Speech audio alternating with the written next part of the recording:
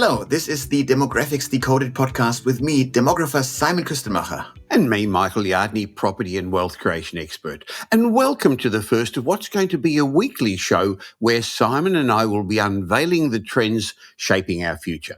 Now, today we're going to discuss 10 things that will change over the next 10 years and a number of things that will stay the same. Now, obviously, forecasting is important because it helps us make better investment and financial decisions. If we've got a sense of where the world and our economy are going, we can prepare better.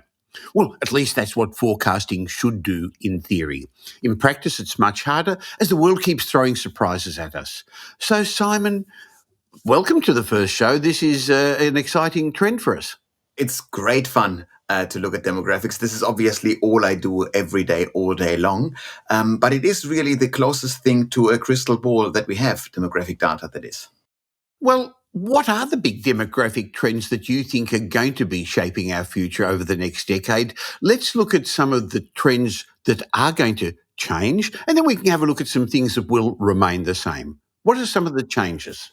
Well, one of the most predictable changes is the aging of the population. We absolutely know for a fact by how much each country around the world is aging because we're not importing old people. If you want to forecast the number of 85-year-olds in 10 years' time, all you need to do is you need to count the number of 75-year-olds and kind of have a guess of how many don't make it until a decade's time. So it is very, very precise exercise once we forecast the population over the age of 50. This is going to have some significant impact, though, for how we live, for our healthcare system, I guess for our taxation system and the government funding all this, Simon. Oh, very much so. So as soon as we age, we have, of course, more people that still consume. They consume products and services. They therefore create the demand for a workforce that services their needs, all the while they're not actively contributing to the workforce. Wonderful from a consumption perspective, but it also means that we constantly need to find ways to make the existing workers more productive if we can't add more workers into the system. There are some countries, migration nations, we call them, like Australia, like Canada, like the US to a degree, that can actually buffer the aging of society by constantly taking in fresh blood, fresh young migrants from overseas. You can only play this game for so long, though, because the planet as a whole is also aging. But this way, we buffer the aging of society. But all the while, we still need to know that if we, for example, massively increase the 85 plus population, that's the population where about half of them need care on a daily basis. If we grow them so quickly, what do? How do you get those aged care workers into the system? How do you provide aged care? How do you make sure that you can actually give the elderly people of your country a dignified retirement? These are not easy challenges. We are very much grappling with this. We're based in Australia, and in Australia, we're doubling the 85 plus cohort in 14 years. And there is no scenario in which we will come even close to having enough aged care workers to look after all of them in the country. So we are in desperate need. We're very much doing this with the engine running, trying to reinvent the way we provide aged care to make sure that we do this. But so we know that innovation is afoot here. You also, of course, if you look at this from an investment perspective, the aging of the population is guaranteed to happen. It's guaranteed to happen at an insane scale. Anyone who is providing valuable services there will go through the roof. Then it's, of course, for the individual stock picker to be smart and know which stocks to grab and which not.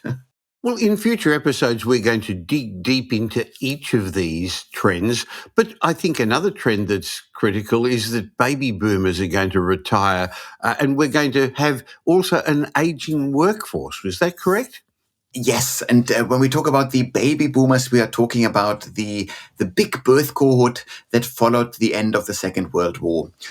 So after, let's say before the end of the Second World War, people in the Western developed countries lived through one world war. They lived through another world war. And for good measure, in the middle, we threw in a Great Depression. So once these things finally settled and people were really tired of war and crises. They were so relieved to see a light at the end of the tunnel that they made babies at the highest rates ever. We had birth rates of 3.8, 3.9 women per kid. This is about, well, close to 3 times higher than we have at the moment. So massively high birth rates. That created this big cohort of baby boomers, and this massive cohort, as they moved through life, baby boomers very much changed every stage of the life cycle they ever touched. So they were a very important part of the workforce, and now they are leaving. In about 5 to 6 years' time, even the youngest baby boomer will be officially of retirement age. So that means we lose the last generation that really cares about hierarchy in the workforce. So all the younger generations are allergic to hierarchy, if you will. That means you need to change your organizational structures. If your organization still looks like a hierarchical beast, you will find it very hard to please your Gen X, your Millennial, your Gen Z workers. So you do need to account for that. That, of course, also means that from a consumption perspective, the next 10 years are a golden decade of dipping into the baby boomer pool, because baby boomers are still too young to need aged care at scale. So you have them right now in the market as a cohort that is asset rich. They all own their own homes. They own the vast majority of cash savings. They benefit from the high interest rate environment that we find ourselves in at the moment. They will not stop spending. So you have a customer cohort that is rich in time, money, and energy. And if they were in strict lockdowns during the pandemic, they even feel a sense of urgency to spend it. It is a dream come true for a marketer. It's the best customer cohort that you could possibly dream up. After decades of spending, climbing the property ladder, accumulating assets, building careers, Simon, I've found that baby boomers are now prepared to pass on the torch. A hefty chunk of their wealth is going to go on to the next generation. Simon, I've read about it as the great wealth transfer, and it's estimated somewhere between $4 and maybe even $6 trillion is going to be passed on by 2034. It's a figure that's really hard to comprehend, but I think its impact is going to be undeniable, shaping our economy, our society, our housing markets, the financial landscape, even politics. And Simon, starting even earlier now, a lot of baby boomers are passing on their money with a warm hand, helping their kids and grandchildren into the property markets rather than leaving it with a cold hand when they pass away. Yeah, and that's probably the best way of managing a wealth transfer. Financial advisors would always tell you to transfer wealth while everyone is still alive. You have full control over your financial transactions. You can do this in more tax advantageous ways and so forth. So that was probably the smarter way. But it's also a bit awkward, isn't it? Because you talk to your beloved parents, or to your kids, depending on who you are, about their own or your own mortality. So these are terribly awkward conversations that we tend to shy away from because we are deeply uncomfortable with the idea of our own death. And so overwhelmingly, the vast majority of these trillions of dollars that will be handed over from largely the baby boomer generation to the millennial generation, who are their kids, that will be done once the last parent dies. And that's mom. So we can just measure this because mom is 4 years younger than dad. She has 4 years longer life expectancy. So all we need to do in demographic data sets is count the number of baby boomer and older women. And we see year after year this declines. We could call them instances of baby boomer female deaths, but that's morbid. So we just call it intergenerational wealth transfer. It's much more cleaner.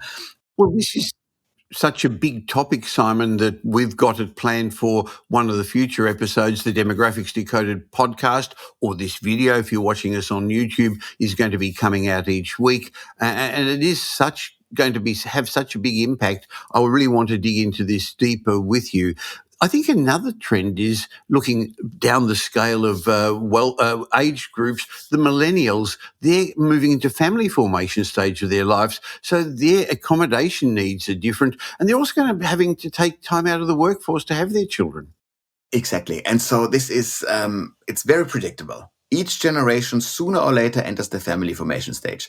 Millennials just happen to have done this a decade after their own parents. They are in their mid-30s when they make babies. Their parents were in their mid-20s when they make babies.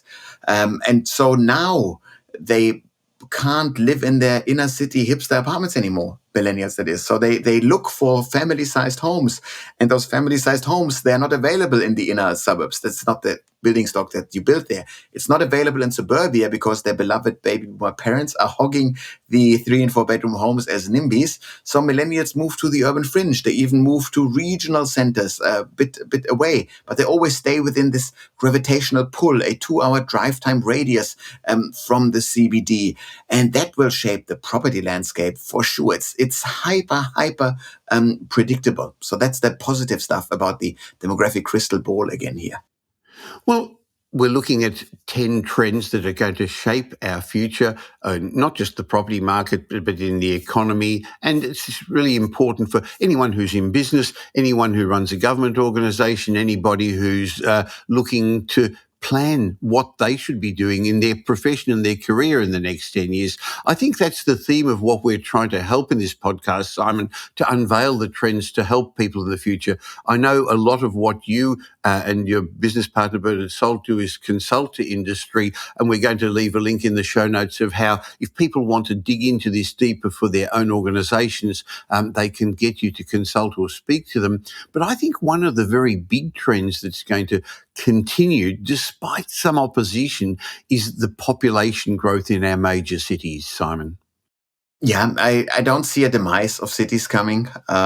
We'll continue to cluster our population. This is largely because we continue to cluster the jobs.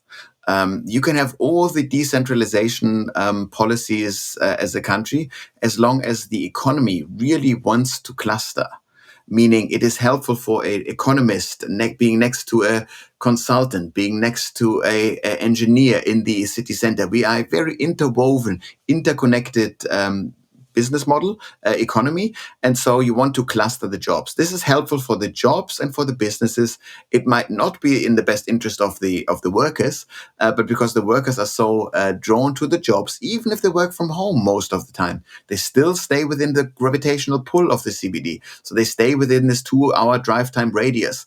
And so regional towns, of course, will also grow as long as they are within a 2-hour drive time radius of a big city. But overwhelmingly, the next decade will still be very much focused on the big 5 cities in Australia. Similar trends are happening all over the world, to be honest. Well, I guess it means we're going to be living in more medium and high density housing.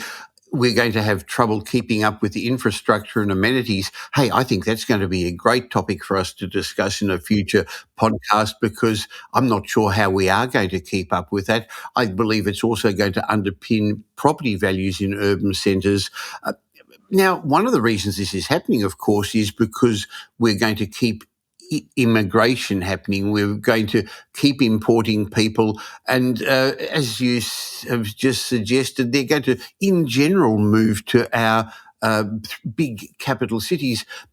For our economy to keep growing, and that's what the government wants, we're just not making enough babies to even keep our population steady at the moment, are we, Simon?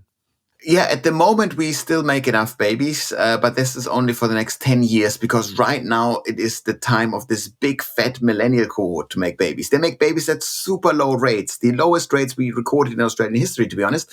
But because there's so many of them, we'll be fine for the next 10 years. But once the last millennial had their kids, we reach population decline. Without migration. And migration, of course, is a very hot topic in Australia all the time. But I'm absolutely convinced that we will continue to operate a high migration scheme in Australia, simply because migration solves more problems than it creates. It's true, every migrant needs to be housed. It's true, we have not enough workers to build enough housing. But ultimately, migrants come in, roughly speaking, 2 sorts in Australia. They're international students. These are pure cash cows. Just economically speaking, it always sounds very inhumane if you talk about international students this way, but each international student pays $30,000 worth of student fees each year. They create $35,000 on top of this in consumption. So if you take an international student out, you and I, as taxpayers, we need to make up that gap. And when it's easy to say we'll cut down international migration, and people happen to do this, politicians, that is, if an election is nearing. It's quite it's quite comical how this is, but whatever you say beforehand, talk is cheap in politics. Even the biggest anti-migration narratives in the recent past in Australia were followed by record high migration intake. We will not be seeing a low migration scenario. Well, there's good implications for this. More multicultural society, increased demand for rental properties, and a more diverse community. This is going to help our economy. And as you say, somebody's going to have to pay the taxes if the baby boomers are retiring and moving out of the workforce, and some millennials are dropping out of the workforce for a period of time having babies. Somebody's got to pay the extra taxes. Either those in the system are going to have to pay more, and that's politically suicide. So why not get more people paying the taxes? And there is an intergenerational report in Australia that measures the economic net contributions of Australian-born people and foreign-born people. And every Australian-born person is a net economic drain, whereas every foreign-born person is a net economic gain.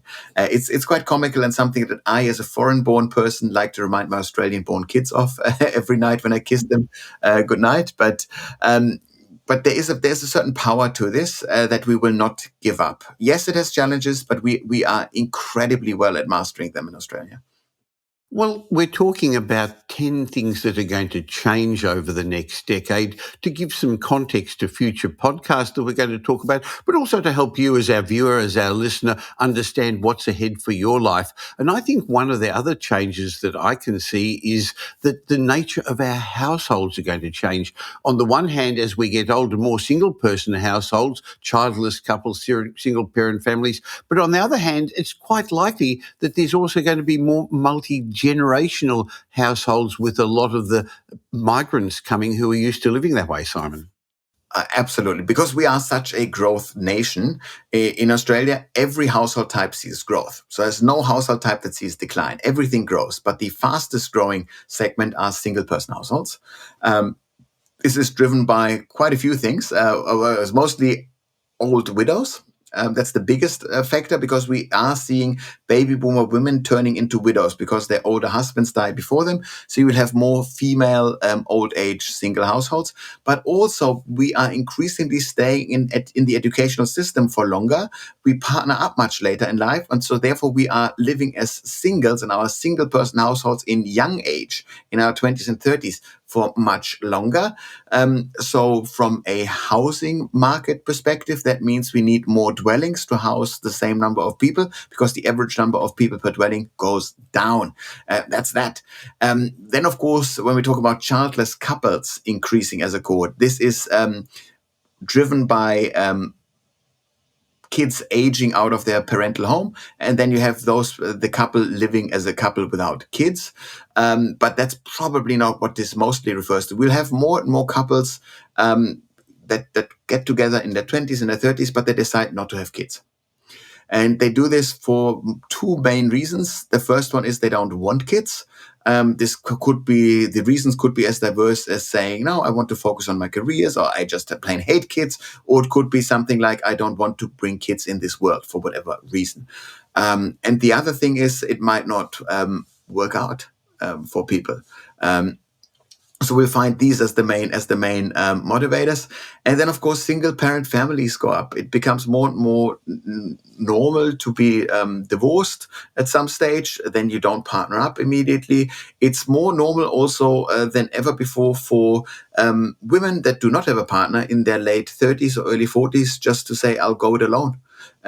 IVF, we have all the technology available to make this a thing, make this a possibility, and so that is a big fat growth as well. And all this combines to saying we need more houses per population because the average household size goes down. So we need to build in order to make sure we accommodate for those social shifts as well. I guess it also means we're going to need more smaller accommodation, more apartments, more townhouses.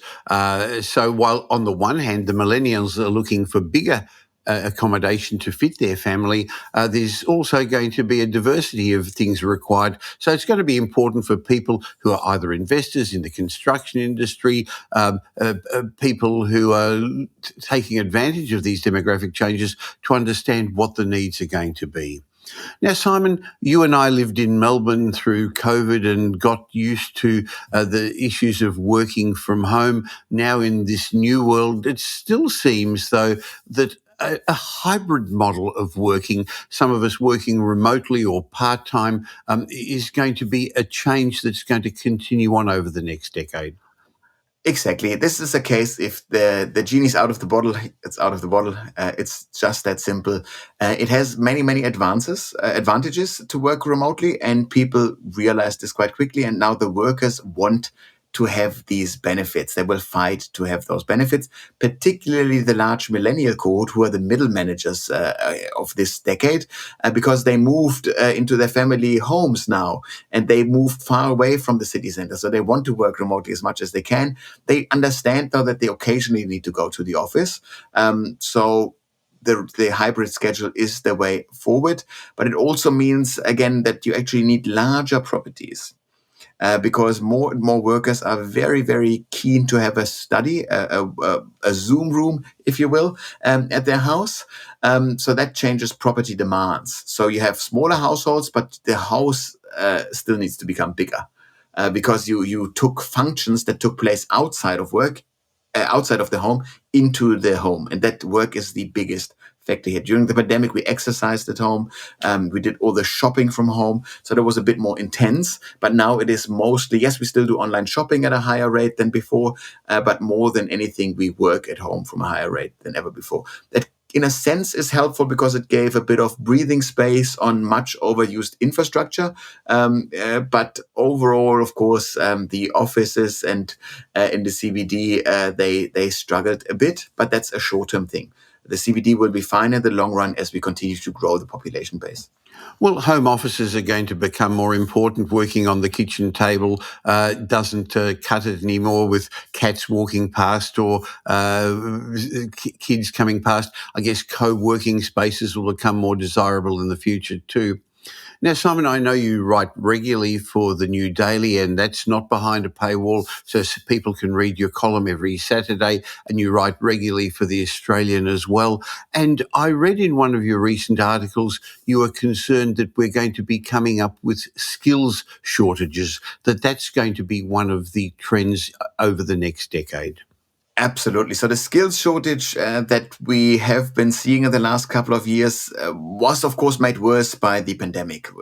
In Australia, the federal government told temporary visa holders to bugger off because they wouldn't get any financial assistance extended to them. So that created a gap of 300,000 people in the workforce. Many migration nations across the world saw the same picture.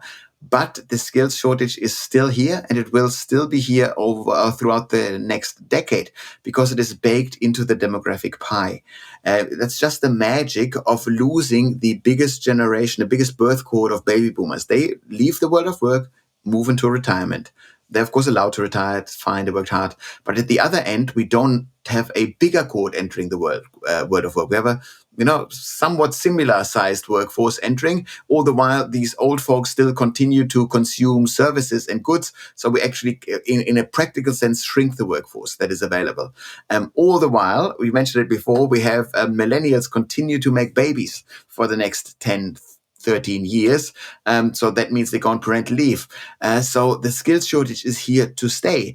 That is, of course, a big fat sales pitch for all the fun buzzwords: AI, robotics, automation. This is what we will be heavily investing in to make sure that our existing worker bees are more productive and create more wealth. So very much expect that your job, whatever it is, will have a much more tech-heavy component to it, where you are utilizing the help of more machines or AIs, whatever your job is, in a more intense way to counter this crazy skills shortage. Well, I guess some of the jobs that are currently existing won't be as prominent in the future, but I don't see that creating unemployment, Simon. I see it creating redeployment as has happened every time there have been significant changes. Absolutely, absolutely right. I'm not worried about hordes of unemployed people at all. Quite the opposite. My basic demographic reading of the future is that we run out of workers, and we'll come up with so many ideas where we could utilize labor, we could utilize robotics to create wealth. We just need to make sure that we have the right systems and workers at our disposal to do so. So that's what I'm worried about, the pipeline of work. Now, we're talking about 10 trends that are going to change and affect our future. And the last one I'd like to get your thoughts on are some of the environmental and climate concerns. There seems to be a greater emphasis on sustainability and resilience to climate change, Simon. And thank God, to be honest. So these things are real, and we have been making dumb mistakes. So first and foremost, we need to understand the climate is warming. Doesn't matter whether you are a skeptic or not. You can see that things are getting hotter, things are getting warmer, and at the very least, we need to adapt to these changes. That would mean that we build smarter properties. We're talking about shading of properties, for example. There are plenty of areas in Western Sydney, in particular. This is the poorer area of Sydney, where they're not building any shading. There are no city trees out there. You're building cheap metal boxes that we just put the poor people in, and we really well know already that they cannot be able to afford to heat or cool them according to the time of year. But hey, it's just the poor people, and this is very, very predictable stuff. So this is where the built environment needs to be adjusted. We can actually build smarter houses at not much higher cost, and we can build trees to actually shade those homes. It makes a huge difference. That is one of the obvious climate change challenges. Depending on where you are, the climate change challenges vary. In Australia, I would be particularly worried about a couple of more extreme weather events. We're talking about more cyclones in Queensland that has implications for insurance, for example. If there are more severe weather events as well, like droughts and fires, do we have uninsurable areas in the country in a couple of years? We already have some. I think we will, yes. And insurance will be more expensive in some areas. So while we've spent a bit of time talking about things that will change, that will affect our lives and our businesses, I think it's also important to have remember there will be some consistency. I think Australia's economy is going to keep growing over the next decade. It's underpinned by, I guess, the four fundamentals you often talk about of what keeps our economy alive, Simon. Exactly. Australia is a super simplistic business model. We make money with mining, with agriculture, with tourism, and with international education. That's it. And all those four things, they will continue to be successful because there is a big demand group in Asia that wants to consume all four. Mining will become even a green technology in the future because there is no green energy transition without a lot of big holes in the ground. We need mining products to to create batteries, for example. So that's assured. But that, of course, means if our economy operates the same way, and it's successful, that kind of minimizes the need for change. Why change if the status quo is successful? So that definitely will continue. Well, if we're talking about things that are going to continue while the economy will keep growing, I believe economic cycles are going to continue on like they always have, as we'll also have property cycles. In other words, there'll be good times and bad times, and the media will keep telling us about all the difficulties. I guess that's another thing that's going to remain the same. The media is going to keep hitting us with negative messages, Simon. Oh yeah, if it bleeds, it leads. That makes sense. Which is funnily enough where podcasts and this is alternative media comes in. It's like we just focus to a random niche audience, if you will, that does not need to look for scandalous stories. And it's the role of the media to report on the stuff that is worth reportable in the instance. Well, it's not their job to educate us, is it, Simon? No, exactly. That's exactly what their job is not. And we're seeing this already on LinkedIn. I'm sure everyone is following particular voices that talk about their niche industry, which they are not geared towards the negative. They talk about what is going on. This is sometimes boring. This is sometimes positive. This is sometimes negative. And that's about it. And so I think this is a much more fact-based narrative if you do it right, if you listen to the right people at least. You've got to be careful who you listen to. Again, if we're starting to think about things that are not going to change, Australia's population is going to keep growing. People are going to want to keep migrating here because it is, in our opinion, the best place in the world.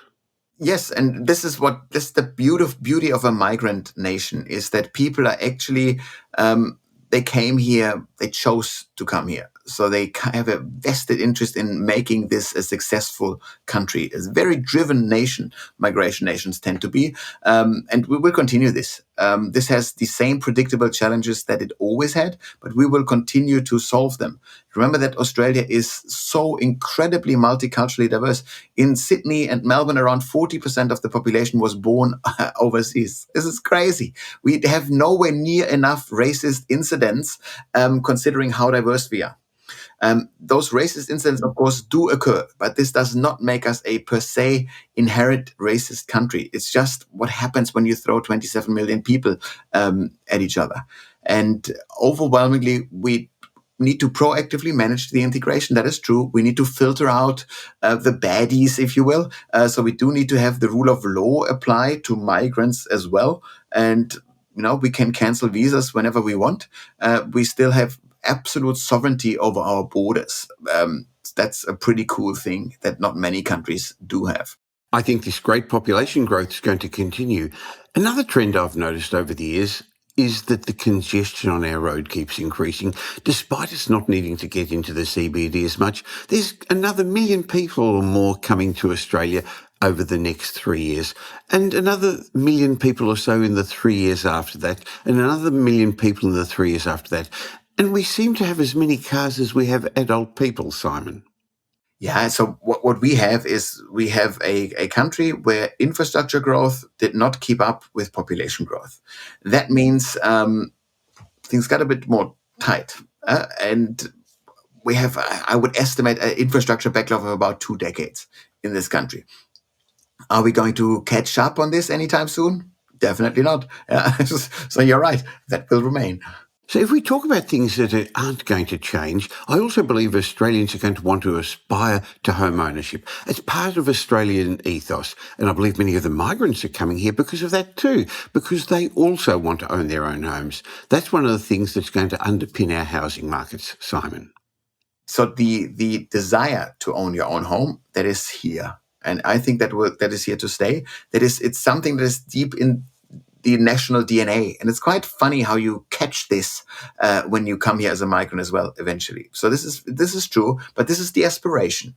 We then need to make sure how do we actually get people onto the property market, which is increasingly more difficult and which will be, I'm certain, the issue of many a podcast in the future, because it is so fundamental to the Australian success story. And as a migrant in particular, you want to tell yourself that you've done the right choice.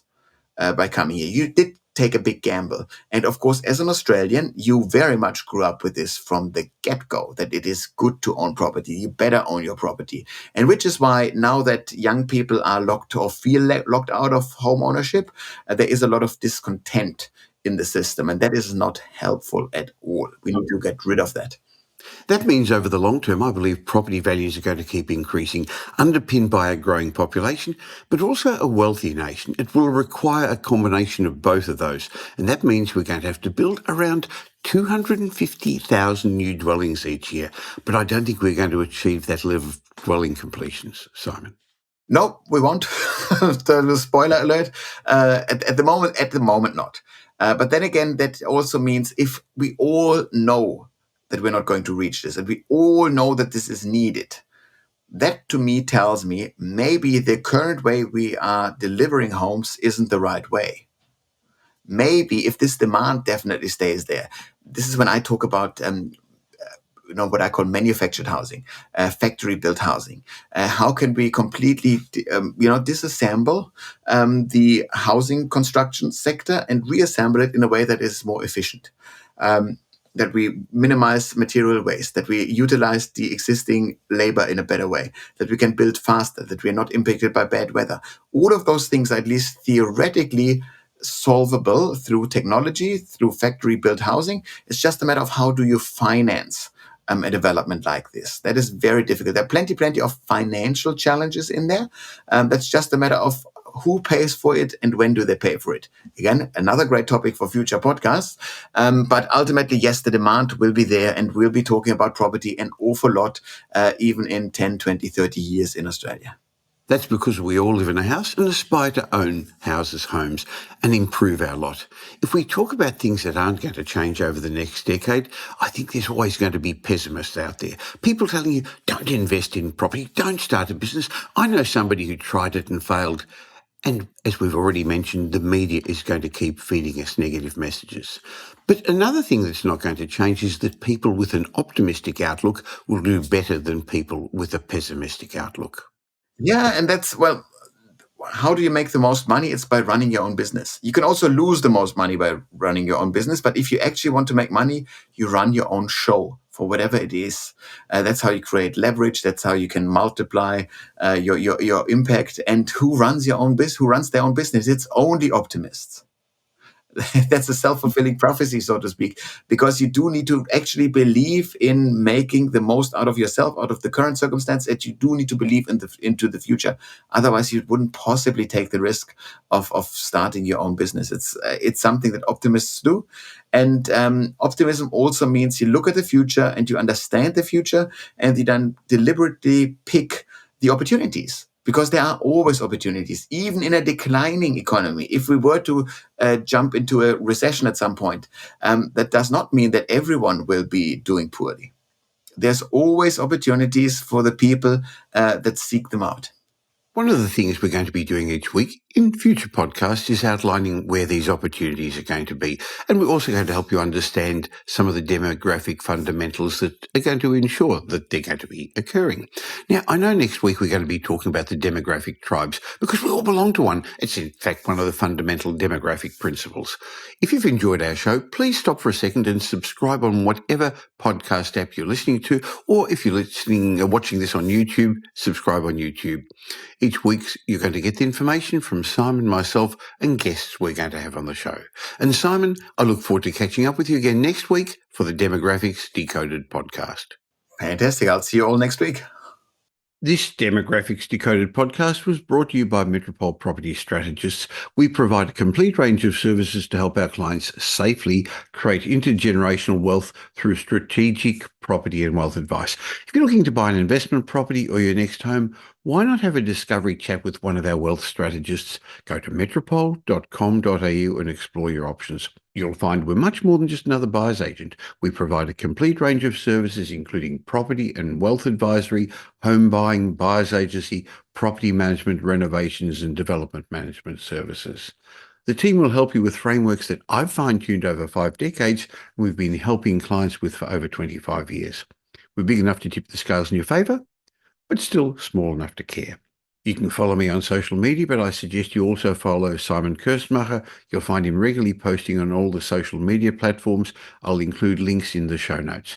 And thanks for spending the last little while with Simon and me. I hope you got some benefit from the show. And if you did, and you know somebody else who'd also benefit, please tell them about the Demographics Decoded podcast. There's a share button on every podcast app.